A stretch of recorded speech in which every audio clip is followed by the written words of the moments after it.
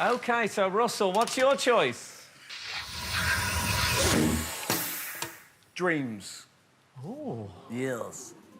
Pointless. They're meant to be relaxing and calm and blissful, and then suddenly you're getting chased, your old teacher's there, you've got parrots for feet.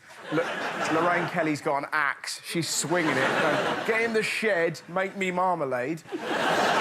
It's meant to be relaxing, they're always awful, you know, they're always mad or they're exhausting. Like, I find that the amount of times I'll have a dream where I feel like I've done... Like, the other day I had a gap year, like, in my dream.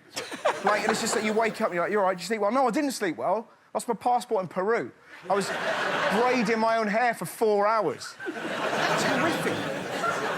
Losing your passport's a horrible dream, though. I suggest you get yourself a dream catcher. How did you know? That's exceptional. That's nuts. How did you... And this is your passport. And then he woke up. Yeah. Yeah, exactly. Like, you know those dreams where it just goes on? Like, this genuinely happened, and it felt like the entire 9 hours I was there. I was a cat working in a travel agency, and I had no skills because I was a cat, and people were moaning. I can really remember this northern bloke going, "You don't know nothing," and you know, and then you wake up and you're just exhausted, and then you got to go to work. What an amazing imagination you have. But that's the problem, My recurring dream is me sitting on a bus. Okay. But see, that's awful. That is it. Oh, well, I had one of those, a dull one as well. Not saying you're dull, I'm just saying, like... I think you are. But you know that thing? I had one where I was looking at Duracell batteries and comparing them to Tesco Own for 8 hours. You see, I have quite ordinary dreams in which, invariably, I'm only wearing a pyjama top. So I'm just walking around in the supermarket in just that, and then I realise... Well, maybe that's looking into your future, you know. and then I found this in my dream catcher.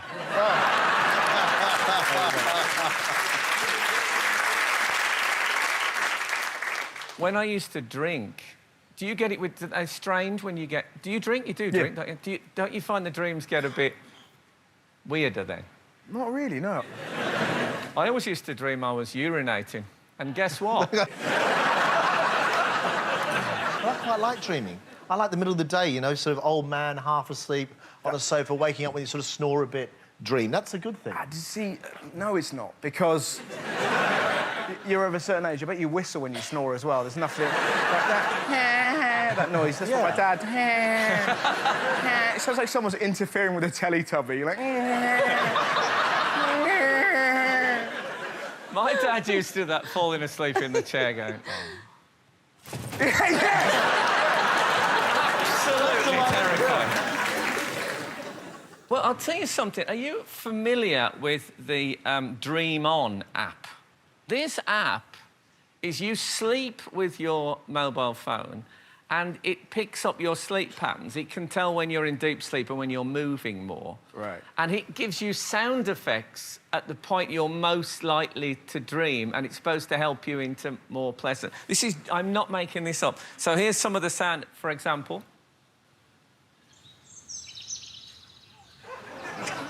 So it will influence your dream. I programmed it for this.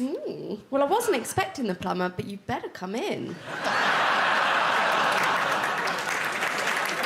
Well, it's a treat. Have you ever had this? Have you ever been attacked by someone for the way you've behaved in their dream? OK, well, I have. There you go. My auntie said, oh, I want to have a word with you. Like, what? Yeah, I had a dream about you the other day. We're at a wedding. I said, yeah? You made love to a pasty. Well, I didn't do it.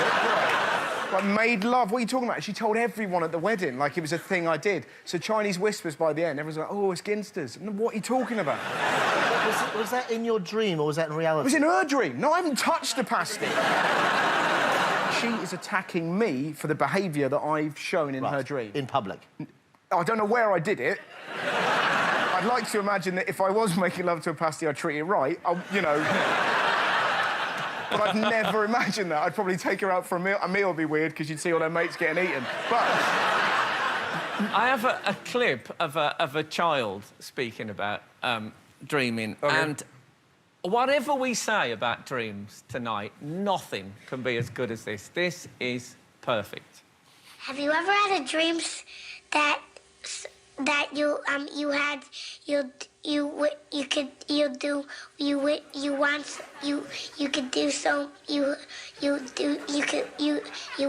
want him to do you so much you could do anything? Do you know what? That's like the cutest version of an Eminem song I've ever heard.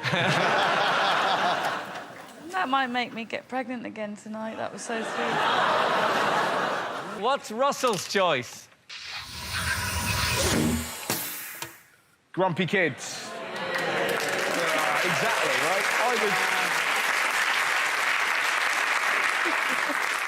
I was in a restaurant the other day and I heard a child say, "Oh, Wagamama again." I used to lose my mind when I went to a Harvester. Lose my mind. Go into school the next day, salad bar, amazing. Like, I had an Italian dish called a lasagna. I've got everything. They're whining. They've got wheels in their shoes. iPads. Sky Plus. If you'd have shown me Sky Plus when I was 10, I'd have thought you were a wizard. Like that, talking telly. And, like, could have been so much worse to just... Every kid I seem to date, like, I'm talking about 10-year-olds, just whining, tubby messes. And... it just does my head in. But it could have been worse. Could have grown up in the 80s, where, you know, the telly was awash with offenders, and, it was, you know. And, like, think of the hours we played the recorder. The hours we did that. Have we ever needed it? And I've never been at a party, and I know what this needs. Girls in the corner. Do you know Little Donkey? You know I do. We have a picture of you when you were, I think, 12-year-old. Oh, really? Russell. OK. Oh, there you go. Happy child. Well, I haven't seen that for a long time. I look a bit like Harry Potter's German pen pal.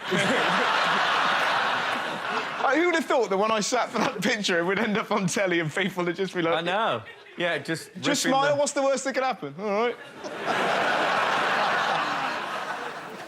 When I was at school, the big game for us was a thing called pile-ups, where one kid lay on the floor and 50 kids lay on top. You'd be on the bottom thinking, shouldn't my ribcage be inside my blazer? I feel a bit sorry for kids now, though. I live in quite a sort of a posh bit of London, and I think the kids there just don't get enough sugar. You know, they ask for a cornetto, they get a little box of raisins. That's not parenting. Well, exactly. I remember, like, remember Angel Delight now? There's a pudding. Yes. One bite of that, you know, I'm going on the roof!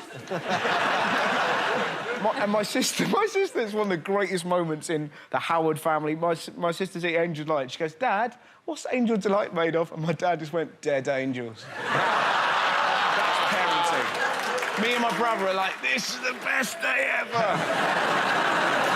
And Nesquik. Oh, yeah, damn right. I used to have that in water. Yes. We were poor. You're pooing me for being poor? Very good for making cakes. Instead of using sugar, like flavoured Nesquik, you use chocolate flavour or strawberry flavour instead of using sugar, and then you got strawberry cake or chocolate cake. All right. And that cake, I tell you what, your kids are running around the backyard. Whey! People are writing your stuff down, John. Fantastic. Right. But on predictive text, it says something else completely different. The technology thing, I mean, as you said, they've got everything now. I remember occasionally, towards the end of school, VHSs were just coming in when I was at school. Yeah. And sometimes a teacher, instead of doing a lesson, would show us a VHS. And there was a man called Mr. Barton, and he would bring in the telly with the VHS recorder on wheels. And he used to wear a lab coat. A lab coat. I'm glad we're a bit more technology literate than that. That's what does my head. It's just like, it's just everything. Be a bit more joy. Like iPods, how extraordinary are they? That you've got every song you love in your hand. It's amazing. And then we had Discman. Do you remember the Discman? With the CD, it was great. Yeah, but you were like, listen to like you're a butler, just having to kind of carry it around like that. It's awful. I'm mostly moaning, but I guess the whole point is that you should just be happy when you're a nipper, and it just feels like maybe they've got too many things and should have those things taken away. And it's difficult, isn't it? Because I didn't have sushi till I was 25, and I love it now. But my kids will probably have it when they're like 5, and it's sort of that weird thing of you should have stuff to look forward to rather than just, right, there's everything. And it feels like they've got everything, so it's kind of harder to get towards fun because you kind of go, if you start off on fun, it ends up on cocaine.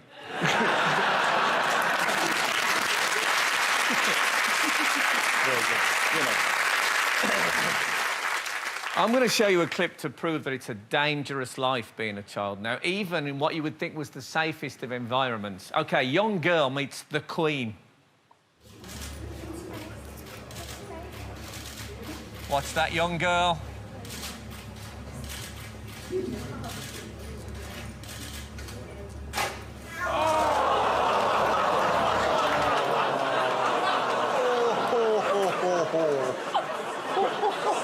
She was fine.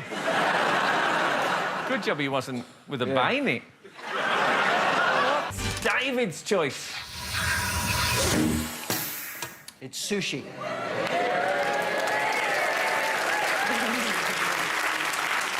I don't like fish much at the best of times. So the idea that you would serve it to me without having the decency to cook the filthy stuff just makes my stomach turn. But it's not solely the snot-like texture, although that should be enough.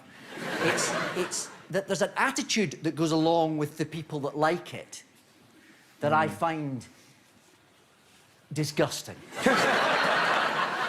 There's a sort of snobbish, smug, kind of middle-class proselytizing about it that goes on. This idea that because I like sushi, I'm sophisticated, I'm international, I'm exotic, for a plate of filthy raw fish. Doesn't even come with chips.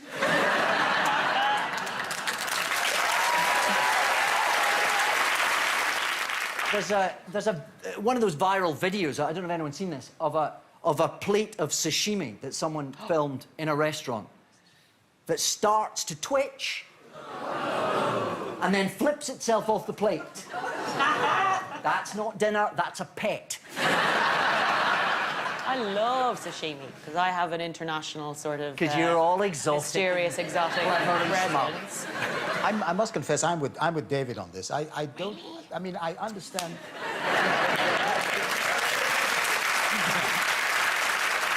I mean, I've never investigated it as closely as you have. Not. But it's the fact that people who do like it think that they are better than all of us. Yes, we are better That's than the you. bit that To be fair, David, you come from a place where they won't even eat raw Mars bars.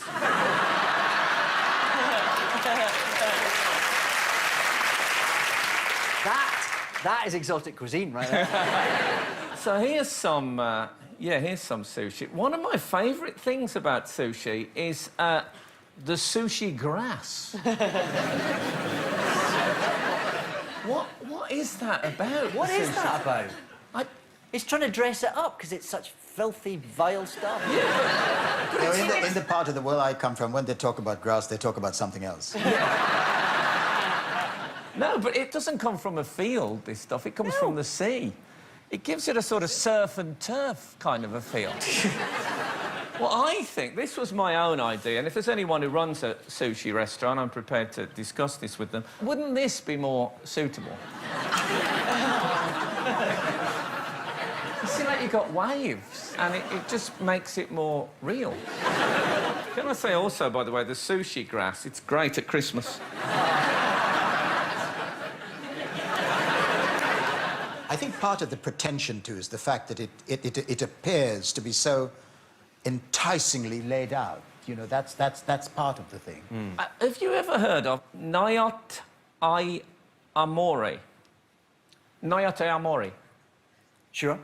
It's a very specialist sushi tradition in Japan. Here is what it is. Yes, and the sushi is eaten off a naked body, usually female, I'll be honest with you. But you can imagine the complications of eating it off a male. David just changed his mind about sushi.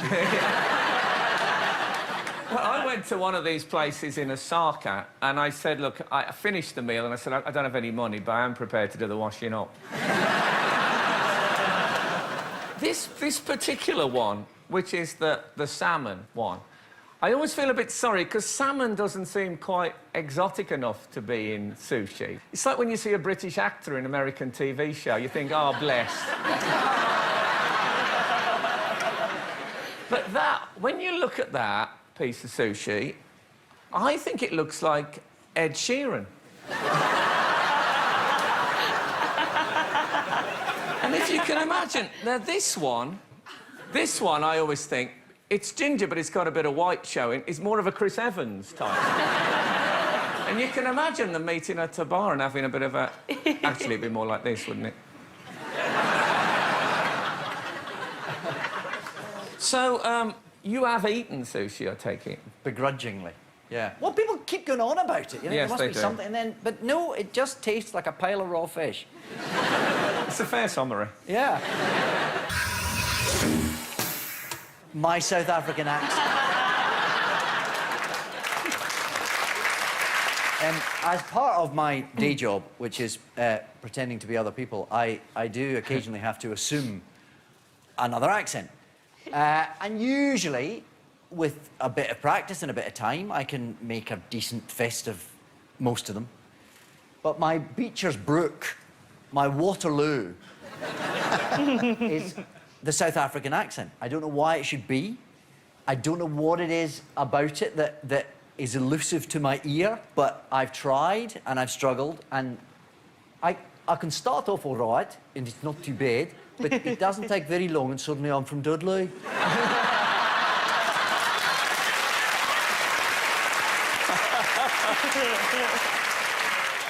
So I have to concentrate and try and wrestle it back, but it really can't hold on to it for very long. I just can't do it. I don't know what it is. It defeats me every single time. Well, we have a recording, a radio recording of you. I don't think it's a South African accent. Oh, I hope not. This is from an audio play called The Rotters Club. Oh, no. And this is set in Birmingham. Yeah. I didn't know you remembered this. No, exactly. Let's hear this. Look, Bill, a vote for Wilson is just going to let the socialists back in. Well, I've bad news for you, Sam. I am a socialist. Well, you might as well just give the miners the keys of the ruddy country and let them get on with it. Not a bad idea. I might propose it at the next TUC conference.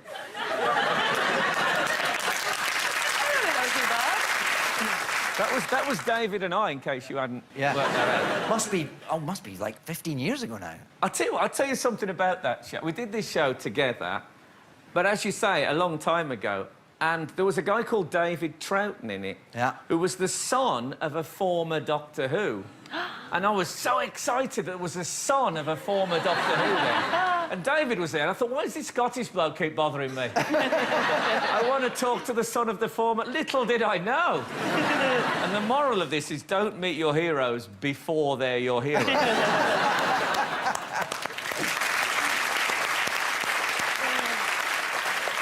I went up for a part. It was an American thing, and I thought, well, if they've asked me, there must be like an English guy in it. So I turned up, and they said, no, we need you to do it in an American accent. Now, I only have one American accent, and it's quite distinctive. I remember one of the lines. It was, "You're a pretty girl, Susan." This woman is coming on to me and says, "You're a pretty girl, Susan, but I thought you knew I'm gay." That was the line. And they said, we need to do American. And the only American accent I have is Wild West old-timer. So I said, "You're a pretty girl, Susan. But here, I thought you knew. I'm gay." I didn't get the part. But you are doing the tour of Brokeback Mountain, so that's... Anyway, we thought we might want to help you with this, Right. David. So we contacted a man called Paul Meyer. He runs a thing called the International Dialects of English Archive. And he thinks that he can teach, well, you and I, to do South African. Would you like to give it a try? I'd love to, It's yeah. written phonetically. And what he's done is he's taken that scene from the Rotters Club that we did in regional Midlands accents, and he's made it South African. So if you'd like to join me on your... You can see your mark. I can. Good on you. OK, so you've got to imagine now, instead of being set in the West Midlands, that suddenly we're in Joburg. OK. And it's written, as I I don't say... know why I'm doing it as Nelson, but... So, yeah, so it's phonetic. OK, let's go for it. Well, I've bit news for you, Sim. I am a sexualist. Wel, jou maat dus wel. Just geeft de manus.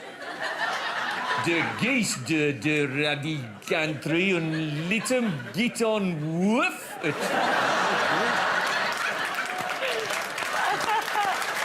I think you've got... Not a bed, adieu. Amat pupils at edu. Next to you see conference.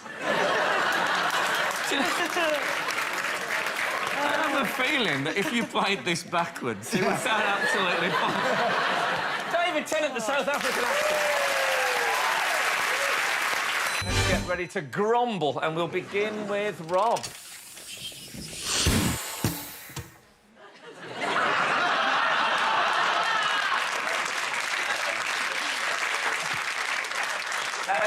I've gone for teeth. Yeah. It's a little bit awkward, I'll be honest with you. Just because I've had a lot of abuse about my teeth over the years, and I might have had a sort of easier life if I didn't have teeth. But if everyone didn't have teeth, I think it'd just be easier all round. Just because they're a pain, aren't they? You've got to clean them twice a day. You've got to go to the dentist, which everyone hates. When they hurt, they really hurt. And also, I sort of think you'd lose weight because all you'd have is soup. And I've never seen an overweight person knocking back soup all day. No. Easier with a shop in it. What we got? Soup again. Got nothing to chew it with. And I just think it'd just be easier if everyone had no teeth. Yeah. I'm thinking of some of the implications as we speak. Yeah, I think, yeah. I mean, you have got your... I feel that your teeth are almost your identity Oh, yeah, badge. I would be unemployed if I didn't. It's a terrible system, isn't it, as well? You have to... You're going through the agonies as a tiny baby of teething. And then you can think, oh, the baby must think, because he doesn't know the wider implications, thank God I've got that out the way. Well, I've got, like, a little baby, and the teeth, the poor thing, they're like tombstones coming out of her head. These massive things coming down. I'm like, I'm sorry. Yeah. I wonder why they're so big. And also, you can have fizzy drinks. You've not got to worry about sugar. Sweets. You haven't got to worry. You can have Ribena every day. Are you aware of the national obesity crisis? Yes, Frank, but we're already on soup, aren't we? Oh, so soup and sweets. Soup and sweets. There's a Twitter feed called Without Teeth. Oh. And it's pictures of celebrities without what they would look like. There's one of Barack Obama who does look very different. I think it looks great. I think I used to drink with him in Smedley in the late 70s. I'm sure I remember that bloke. So we've got you with no teeth, Rob, if you'd want to see what that would look like. Here we go. I think everyone looks more fun. I was going to say, you look really sweet. Don't they? Like from Muppets or something. You'd absolutely smash through a Mr. Whippy, wouldn't you? Bosh! Here's Ross. And here's Sophie. Wow. Wow, that's like an extra 40 years along with losing my teeth. Wow. Yeah, and it's made your whole mouth look, well, bigger. Sometimes when I'm somewhere and there's bottles of beer and no one can find a bottle opener, I can open the bottles with my teeth. What about that? That's impressive. I'd need teeth. But you wouldn't be able to do that just with gummy gum-gums, would I you? would not. So what would happen then? I'd get a bottle opener. When you can't find it. Yeah. No, that's good, though, because, you see, if Ross said he could open bottles with his teeth, I'd think, well, of course you can. But I can't. There's the You whole can't point really? of it. No, he just bites the top off. I don't. These are my third set of front ones. Oh, OK. really? Wow. Yeah, 1, 2, 3. What yeah. happened to him? First one kicked out playing rugby, and then really bad night in Caracas, like you do. Is that a nightclub? No, it's, in it's the capital of Venezuela. Oh, I thought it was a nightclub in Croydon, Caracas. There might be a... Only on Sambuca on a Wednesday. Caracas! I don't remember much about it. You have shoes and a shirt to get But I in. did wake up the next morning with, like, everyone looking at me going... I'm going, what? What? I'm taking off all the facias because I'd hit the marble bar. Wow. And I'm going, I will never drink again. Have you stopped with that? A little bit. OK. I know, don't take this badly, Rob. I've got a clip of a dog, and I think it does look a bit like you. But I mean, in the It better be a fit dog, Frank. in the nicest possible way. It's a beautiful dog. Here it is.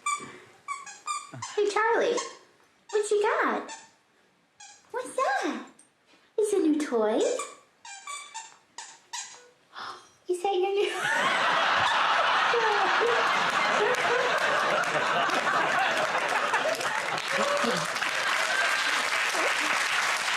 What's upsetting Rob Beckett? Insurance. Yeah.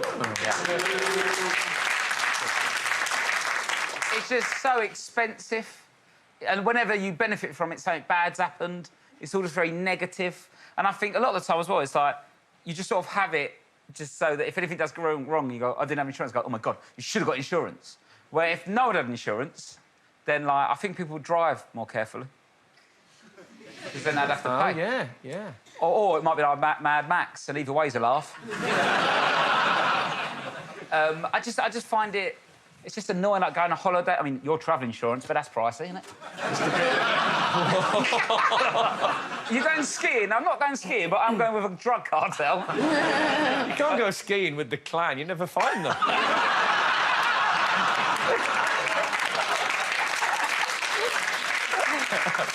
The Green Dragons won again. Yeah. I don't remember there being a mountain range in that direction. Oh, it's the lads. Come here. It's the lads.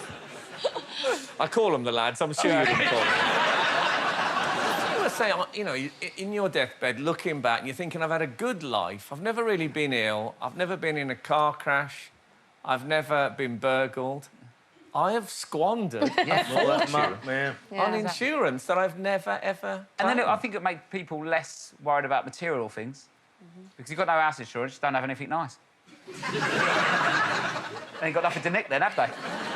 One of my favourite methods for stopping being burgled is these. Do you ever see these on people's houses? I love those. I've got one on my house. This is my one. Can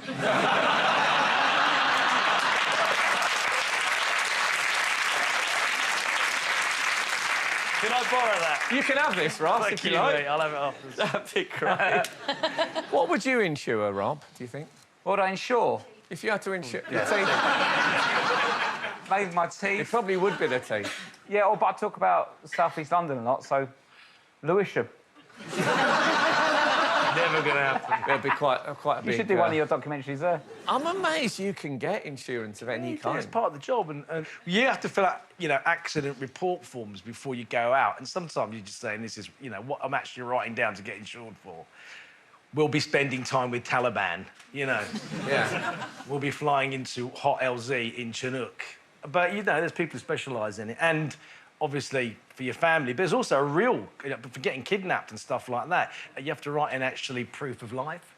So, you know, you have to say, I'm not going to tell you what I write, but you have to actually write down, should you be taken, what words will you say through the kidnappers to prove that it's you.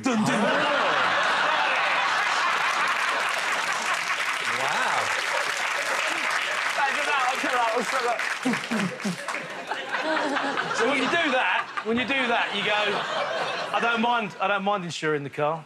What about these celebrities who insure body parts? Do you know these people? With Michael Flatley and his legs. Michael Flatley, his legs were once insured for 40 million. Wow. Now, I can see with Michael Flatley to some extent because his legs is his job, but this is the one that really... Taylor Swift, her legs are insured for 26.5 million. Is this true? Yes. Who's doing it? Well, Who'd you ring? I don't think her legs are any better than my legs. Honestly, I think my legs are that good. Yeah, can we see him? There's Taylor Swift. Here's me. I think, arguably, my legs are better than hers. They're not your legs. They are my legs, I swear to you. They're so shiny. I know, well, I've oiled them. You've oiled them? No, I've oiled them for a bit, but that's still my legs. Nothing has been done. To be fair, if you cover the top half up, it's really... I don't know what I'm thinking anymore, frankly. Well, let's go to the... I'll go to the close-up, that'll help. Good pins. Thank you very much. There's a slight hint on the upper thigh of a bit of cellulite, if I'm going to be totally honest. But I think that's like when you sometimes get bulging of masonry on a cathedral around a very, very heavy gargoyle. On the left, those legs are 26.5 million quid's worth. What are mine worth? Nothing. Have you put the pants over the top of the lace thing? That is a border to my pants. Oh, wow. OK, it's a slightly different garment. I'm glad. Not many people would look at that and talk about the pants. You're fashion crazy. I was quite pleased with it. This is a man who is at work and I think a tricky insurance claim to fill in.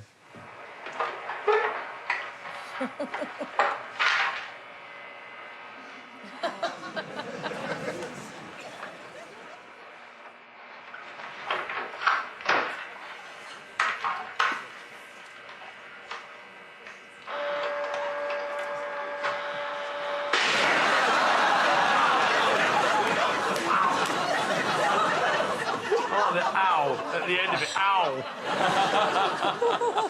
Imagine it'd be a great advert for injury lawyers for you. Imagine the meeting in HR. So what happened to the photocopier? Oh, God.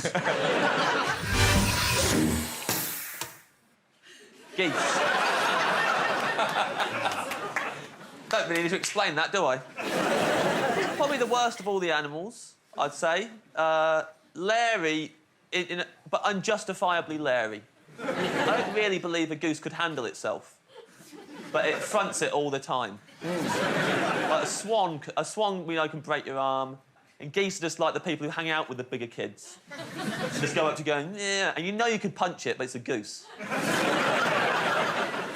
We have a clip, actually, oh, God, of a man in a canoe enjoying a beautiful day's canoeing.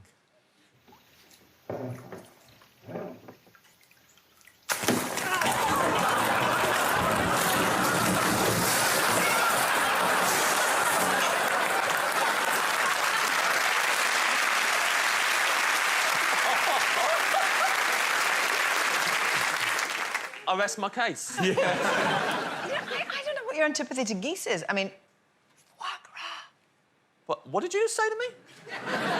Foie gras. Huh? Oh, foie gras. I thought you said something else. Yeah, I thought... What time does this show go out? I mean, geese are not all bad. Are you talking about eating geese in terms of, like... Oh, goose is good. Yeah, but, like, you can... Heston, you could probably make something that tastes like a goose. That isn't a goose. Put some paprika in a duck. We did this Christmas show where we took a goose and decided to feed it a Christmas tree. Well, not a whole Christmas tree. No, it was pine essential oil, and we. Is that we why made they it- swim like that? It's a Christmas tree formation. You fed it Christmas tree. Wow. We made this bead that we thought, if we thought it was nice, and then the geese ate it, Yeah. then it'd be really nice to eat. So we did it for about 2 months before they killed the goose. How'd you kill it? Did it choke on a bauble? No, I didn't have anything to do with that, but I had to go and choose the goose, and I had to go into this pen, and this flipping thing went for me all the time, and it hissed, and its neck went forward. And its... What you needed one of these.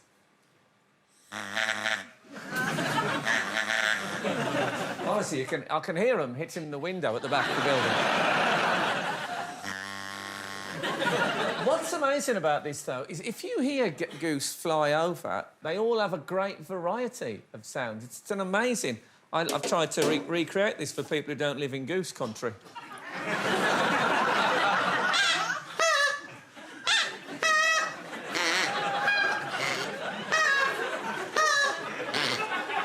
Anyone switches on there, they'll think this is Tubular Bells live.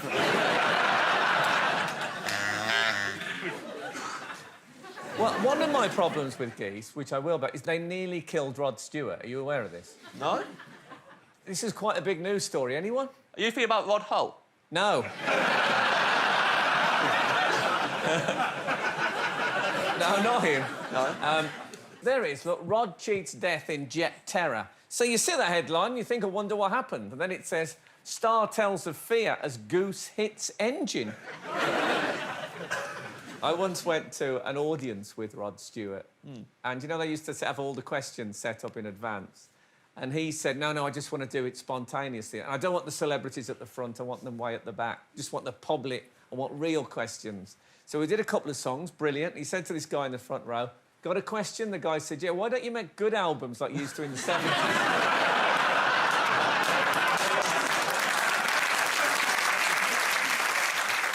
You know they have teeth as well. Where? They have teeth not only in their beak, but also on their tongue. Oh, I hate them so much. Look at Oh, my God. Right, I've won the round. There's no way I've not won. Look at that.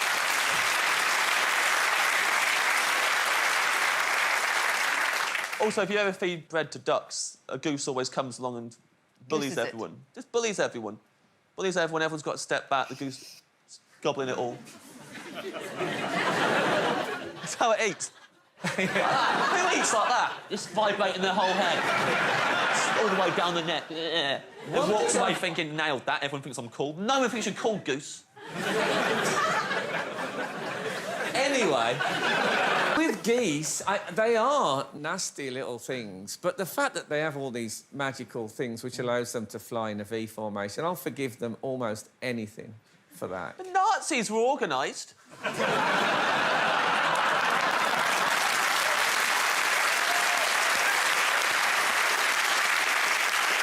Look, it's too late to change your choice now. The shot put.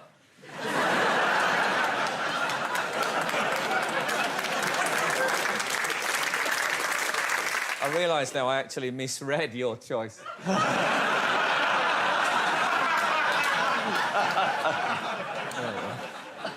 You can't not like the shot put, can you? Oh, I can. Who here is a fan of the shot put?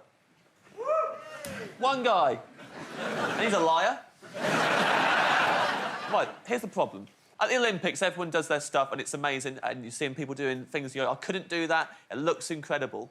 The shot put, it just looks rubbish. They throw it, and literally he's here, and he throws it, and it lands there. And I know it's heavy, but I've never held a shot put, so I don't know how heavy it actually is.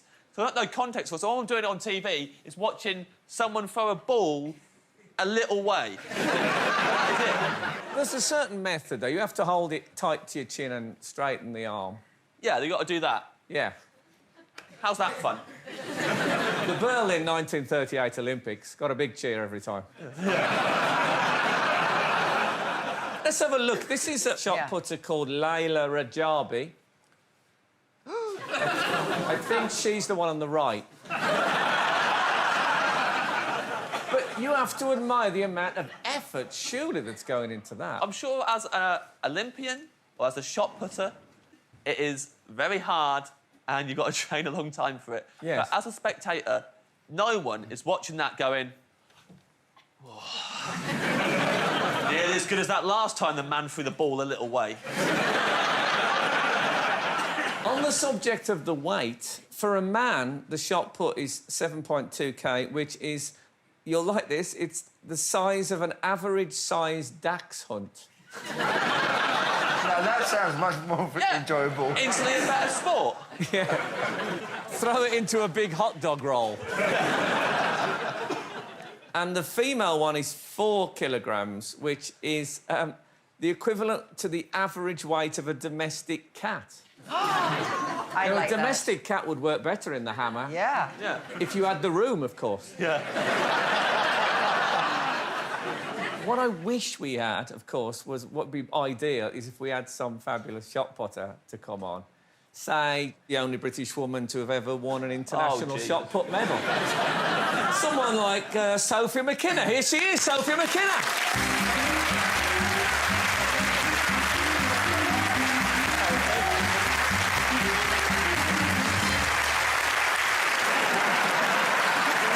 This is James.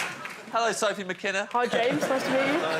What we thought is the best way to settle this is that if you and Sophie have a contest. Right, are there? You're all right with a big lead weight flying over. Now, what we are going to do, we're going to use a tangerine, a small tangerine. Are you all right with chucking a tangerine? Of course, yeah. Give it a go.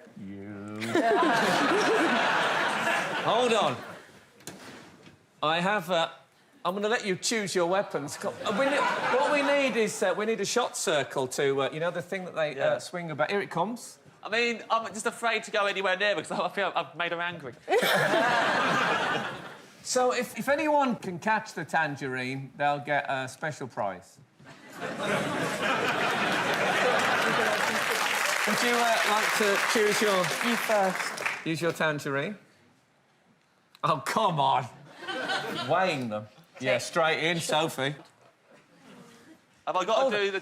Do you want a bit of advice from Sophie before Yeah, you give me a point, Sophie. Are you right-handed? Yep. Yeah, OK, so put your left foot against the stopboard like that. Yeah. And then stand your right foot astride, bring it forward a little bit, so to mine, yeah. And then tangerine, tighten your neck. And then, bend your right knee and bring your shoulders back to me. No, like this. Faces this way. And your head this way as well. Yeah. And then, obviously, turn and throw. Here we go, here we go. And then up there. Get ready to catch. OK. Ready? Whoa! Right. You must be... That was pretty good. Second step. So, who did that land next to?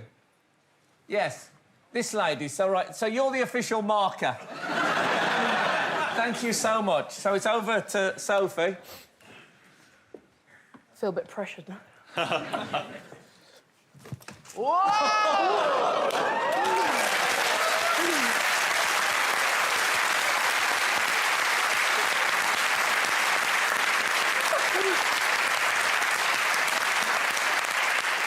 Has it actually landed yet? I'm hoping you two can shake hands and agree to differ on this one. And what about a massive hand for Sophie McKenna? Cheers, Sophie. Thanks a lot.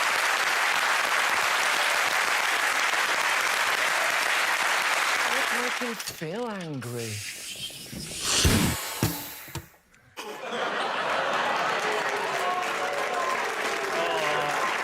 There he is. Tom Hiddleston gets me angrier than any event from history. We don't need Tom Hiddleston, Eddie Redmayne, and Benedict Cumberbatch. One of them is superfluous. They all serve basically the same purpose. We only need Cumberbatch. And then if Cumberbatch gets injured, we'll let Redmayne out the cage. And then if Redmayne gets injured, we just don't make the film, because Tom Hiddleston's awful. He's completely unaware of himself. He's someone who's just been told his entire life that he's wonderful. and he just offers these displays of talents he doesn't have. Let me start off. There might be someone in the audience who doesn't know Tom Hiddleston is, and he's, I would say, probably most famous for playing Loki, the evil brother of Thor. That's him as Loki. I think he came on the tube, and it meant he didn't have to hold on to the... My problem with this is I do think he's a really, really good actor. My problems is with him as a person, because you know, there's so many actors now that, you know, they're quite replaceable. Oi. The only thing they're different... Oh, sorry, I It's forgot. not easy, is it, Steve? Not easy listening to this. Have you ever met him? He was my best man.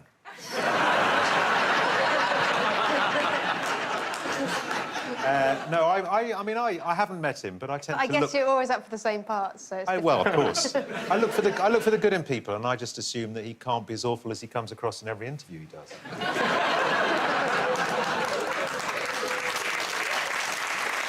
I've not watched much of his acting because I hate him so much. I can't bring myself to watch him do anything. He just does these performances for people. He sang Man in the Mirror in Korea, which is ironic because Man in the Mirror is about self-reflection. Sure he wasn't singing Man in Korea. He's sort of famous for his impressions. Famous for them rather than in any way respected or admired for them. Here is Tom being Jacko. As I turn up the collar of my favorite winter coat, this wind is blowing my mind. And the kids in the street, and I'm not too weak. Who am I to be blind, pretending not to see their meat? I'm fella's disregard, I'm broken by no tide, and a one-man soul. He can hear everyone is screaming. He just keeps going. He thinks they're screaming with delight and adulation. They're running for the exits. You can run, trampling over each other. I tell you what I love about it, That was though, North Korea as well. is, yeah, a lot of people said it was the worst thing that had ever happened in North Korea. No, I keep thinking he'll stop in a minute, and he doesn't.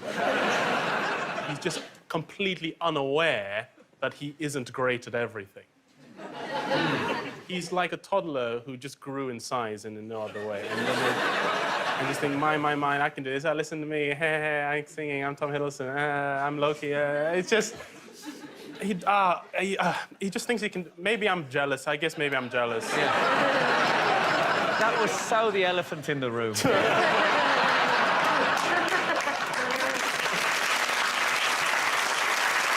What's upsetting Phil?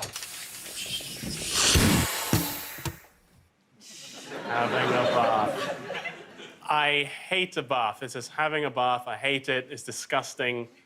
I have showers because when you have a shower, the water droplets fall on your body. They grab the dirt and they fall down your body. I shower standing up. I don't know about you guys. But then that flows down into the drain and then you say bye. But in the bath, water just kind of picks the dirt off your groin and your bum.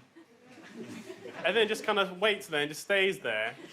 And then it flows into your mouth and up your nose. So we can only conclude that bath takers are perverts who like to drink their own muck. You don't come out of a bath cleaner, you just are more uniformly dirty. If a murderer comes in, you're dead if you're in a bath. If you're in a shower, you're stood up, you're ready to go. If you're in a bathtub and this guy's got an axe, you're flopping around like a fish. It's pathetic. Your last moments should be so embarrassing. You ever seen the film Psycho?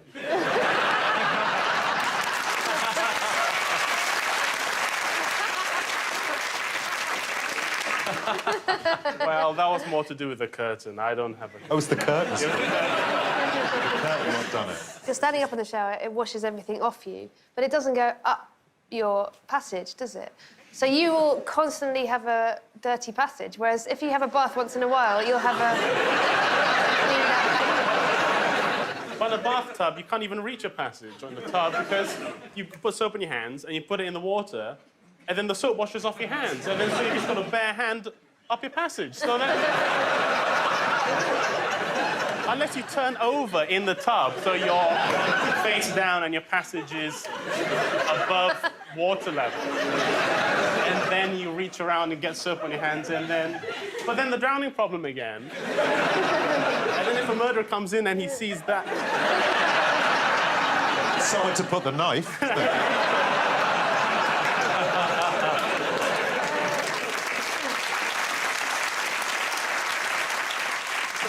The main reason I don't bath ever is cleaning the bath. I bath once a week, and that's the day the cleaner comes. That's like you wait in for her. Yeah. not since she came in with that axe. You have to clean a shower as well, don't you? I don't. Once a week's fine for the shower. One of the most disappointing things, when I first started going out with girls, I always imagined that the height of sexiness was sharing a bath together. It's the least comfortable, most and I always get the taps end. It's like trying to be sexy at gunpoint. I'll tell you what I've got. I've never invented anything in my life. Most people say they've got one invention in their heads that they've had and they never do anything about. I had this idea. And the idea is that you plug this in the bath, and then you fill the bath, go downstairs, have a cup of tea or whatever. And if you forget, this will float on the surface, and when it gets to a certain height, it'll pull the plug out, so the bath can never overflow. Don't bathtubs already have an outlet flow beneath the tap? Yeah, you're right, they do. I'm out.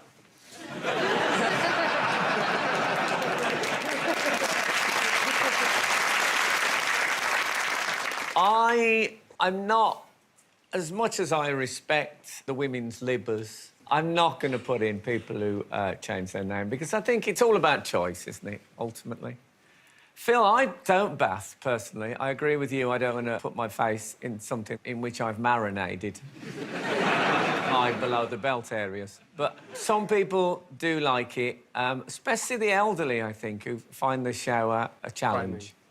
So I'm not going to put it in. I think I would not be able to sleep tonight if I did not put into the dark vault people who don't pick up their dog's poo. In it goes.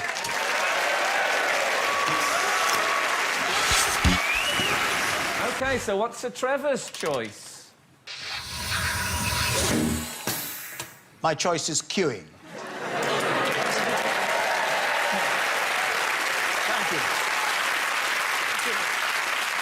Thank you. Although I should explain, if you turn up at an airport in Naples or something and you're standing in line and waiting to go to the ticket counter and somebody barges in from the right or left side, you think, oh, my goodness, how wonderful it is that this doesn't happen back in London, you know, where people get in an orderly queue and they don't move.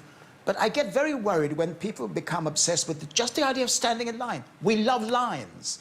And you go to the underground station and there are 3 lanes which are empty, and there's one where there are about 100 people, and everybody gets behind the line. Yeah. And I just get out and I go for the one where there's nobody standing next to it, and I get my ticket and walk away. But it shouldn't really, but it infuriates me. I think my particular hate on this one is if you're queuing in a cafe, especially if you're on your own, queuing in a cafe, and a family come in and they all go and sit at the last table in the cafe and then join the end of the queue. So you're way ahead of them, but they got the table.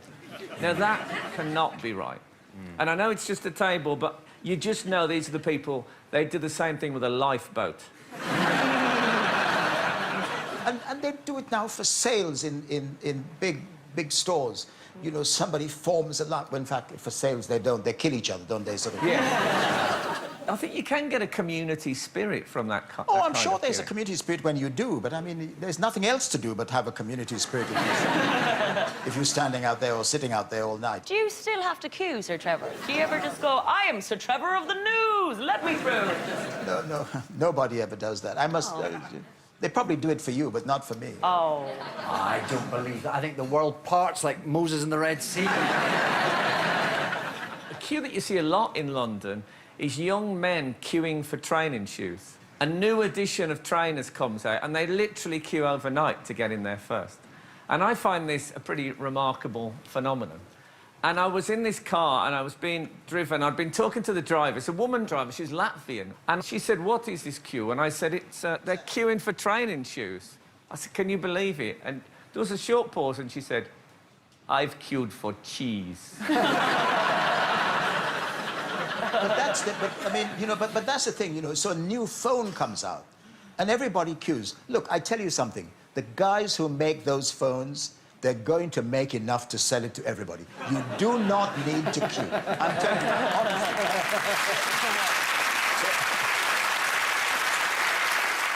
The one I think that needs quite a bit of intuition is when you're queuing at a urinal. Guessing who's gonna finish first. You're looking for any sort of sense of relaxation. It's a sort of urinal Russian roulette. Just trying to. I once stood at a urinal behind the Red Arrows, in full formation. Amazing. Oh, they did the red, white, and blue thing. I'll never. There's a kind of sport to it at the supermarket, though, isn't there? With the, you know, which line you're going to choose, which is moving faster. Yeah. If you can actually turn it into a competitive event with someone else, you take that basket, take that basket, and you can just be edging it. That's quite fast. I find in the supermarket, my real problem, when you're queuing behind someone, when you get to the actual conveyor belt, and they don't put the grocery divider. Now, that's their job. It's the leader's responsibility. I can't put it on. They have to put it on. So what I start doing, I start putting my stuff on quite close to theirs. Like the most expensive stuff, like a little bit of truffle oil rolling over. They start to panic, and down it goes. And so, what's upsetting Sir Trevor? Lateness.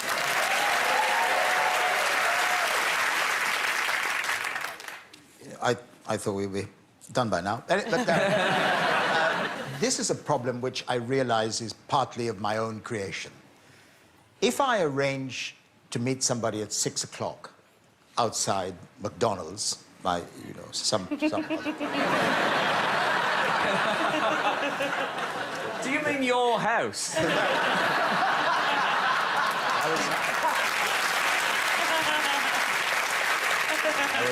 I was referring to the family firm. At 6 o'clock, if I say 6 o'clock, at about 5 to 6, I'm there, of course, and I think I've got the wrong place because the person hasn't turned up. Now, I'm not into all this sort of quasi-philosophical nonsense about punctuality being the prerogative of princes or kings or whatever. I don't believe any of that. But I just think that if you say you're going to be there at a certain time, then you're there. I make extreme efforts to make sure that I'm on time. I always take account of the fact that there might be traffic. I mean, have you ever heard of the worst excuse in your life? There's traffic. There's traffic everywhere. There always is traffic. Do you think it's because it was a big deal in your job? Like if at 10 o'clock Britain turned on their television, there was just a chair there. To be very honest... I'm on my way. Yeah, you did have a job that started with Big Ben. So you kind of always knew what time it was. Well, exactly. The worst thing I ever was I had a meeting with someone, and they turned up. I mean, they were probably 15 minutes late, and they had a Starbucks coffee. And they said, sorry, I'm late. And I said, but hold on a minute. You had time to buy the Starbucks. I know. And they said, oh, well, I knew I was already late, so I couldn't make it any worse. I said, this is the serial killer argument, isn't it? Well, I'd already only kill one person. I have a kind of sneaking admiration for them because they'll never get heart attacks. They'll never be too, you know, discombobulated about not being there on time. They'll never worry excessively about really anything at all. I like the way you're losing confidence. No, but I mean, I see the downsides of it. But what I'm saying is it's still a source of great irritability. It does feel like disrespect, that's a problem. And when you're at an airport and they start, you know, everything's late, all the flights are late, this, I think, is probably the best excuse I've ever seen for a flight being late.